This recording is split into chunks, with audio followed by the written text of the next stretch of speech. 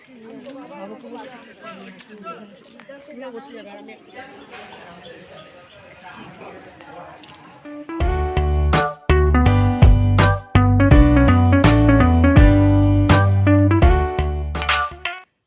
বন্ধুরা, আমি কাকলি। আশা করি তোমরা সকলেই ভালো আছো।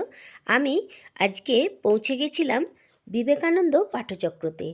ঠাকুর শ্রী রামকৃষ্ণের জন্মতিথি উপলক্ষে 191তম জন্মতিথি উপলক্ষে আমাদের চিত্তরঞ্জন শহরে এই শ্রী রামকৃষ্ণ বিবেকানন্দ পাঠচক্রে একটি বিশেষ পূজা অর্চনা আর একটি অনুষ্ঠানের আয়োজন করা হয়েছিল।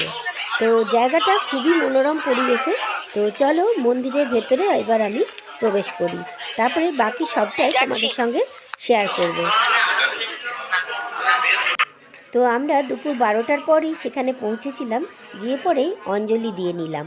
তারপরে তোমাদেরকে দেখাই, দেখো কত মানুষের ভিড় হয়েছে এই বিশেষ তিথিতে, বিশেষ দিনে কিন্তু অনেক মানুষ এই মন্দিরে এসে উপস্থিত হয়।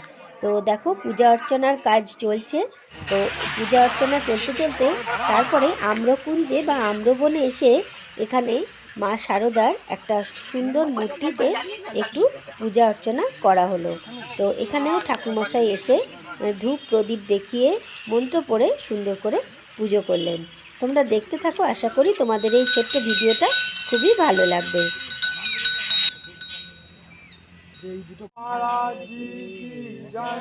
জয় গণেশ্বরী মাই কি জয়, জয় গঙ্গা মাই কি জয়, জয় কালী মাই কি জয়।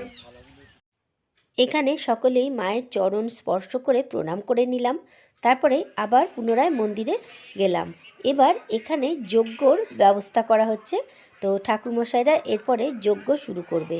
তো আজকে ঠাকুর শ্রী শ্রী রামকৃষ্ণের 191তম জন্মতিথি, সেই উপলক্ষে এই অনুষ্ঠানটা এখানে আয়োজন করা হয়েছে। প্রতি বছরই এরকমই তিথি ধরে অনুষ্ঠানটা করা হয়। তো এখানে প্রচুর মানুষেরই সমাগম হয়। আর এখানে কিন্তু এরপরে বাৎসরিক উৎসবও অনুষ্ঠিত হবে, সেটা অন্য দিন।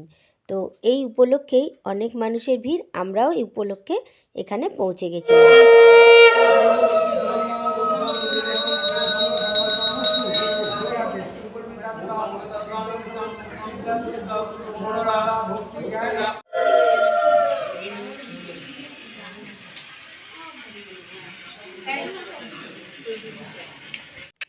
দেখো এখানে আবার মন্দিরের তরফ থেকে নানান ধরনের ধূপকাঠি, ঘি, আচার, মধু, কাসুন্দি, নানান রকম ফটো বা ঠাকুরের ব্যবহার করার জন্য নানান ধরনের সামগ্রী, গামছা, উত্তরীয় বহুত কিছু এখানে পাওয়া যাচ্ছিল।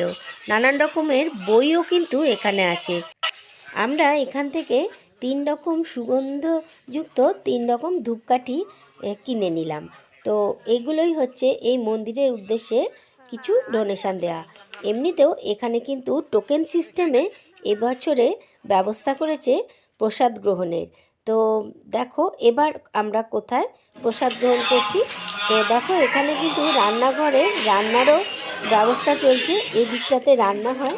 এবার আমরা সবাই লাইন দিয়ে দাঁড়িয়েছি প্রসাদ গ্রহণের জন্য। তো খুব সুন্দর গাছের ছাওয়ায় সকলকার ব্যবস্থা করা হয়েছে বসার। তো এখানে চেয়ার টেবিল পেতেই সকলকে বসার ব্যবস্থা করা হয়েছে এবং কুপন সিস্টেমে সবাইকে কিন্তু এখানে প্রসাদ ভক্ষণ করানোর ব্যবস্থা আছে।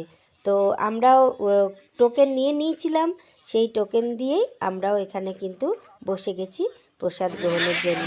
চলো এবার দেখাবো তোমাদেরকে প্রসাদে কী কী আছে। তবে পরিবেশটা কিন্তু ভারী মনোরম। এই পরিবেশে বসে প্রসাদ গ্রহণ করতে বেশ ভালো লাগছিল। সঙ্গে ছিল দেখো খিচুড়ি, তরকারি, ঠাকুরের প্রসাদ, পোলাও, ফল প্রসাদ, পায়েস, চাটনি। এটাই ছিল আজকে প্রসাদের মূল আকর্ষণ। তো দেখো প্রসাদটা তো আমার খুবই ভালো লেগেছে এবং খুবই সুস্বাদুও ছিল। তো যাই হোক, আমরা এখানে প্রসাদ গ্রহণ করলাম, করে তারপরে সবাই দেখো একটা ব্যাচ করে খাওয়া হয়ে গেল, তারপরে আরেকটা ব্যাচ বসছে। আর চারিপাশের পরিবেশটা ভারী সুন্দর। দেখো কত সুন্দর গাছের ছাওয়ায় বসে সকলে প্রসাদ গ্রহণের ব্যবস্থা। তো তোমাদের চারিপাশের পরিবেশটা একটু দেখিয়ে দিলাম।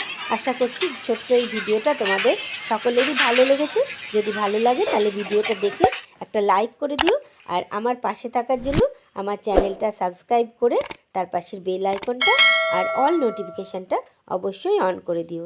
তাহলে যখনই আমি ভিডিও আপলোড করব সবার প্রথমে তোমাদের কাছে পৌঁছে যাবে। আজ তবে আসি, আজ এই ছোট্ট ভিডিওটা এখানেই শেষ করছি। আবার দেখা হবে নতুন কোনো ভিডিওতে।